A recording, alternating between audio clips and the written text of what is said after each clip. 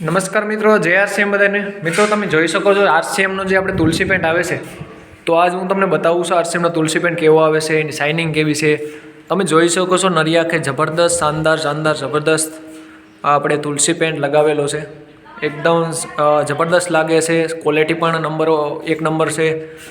બહુ જબરદસ્ત કલર લાગે છે ખરેખર. વિડીયોના માધ્યમથી તમને બતાવું છું કલર.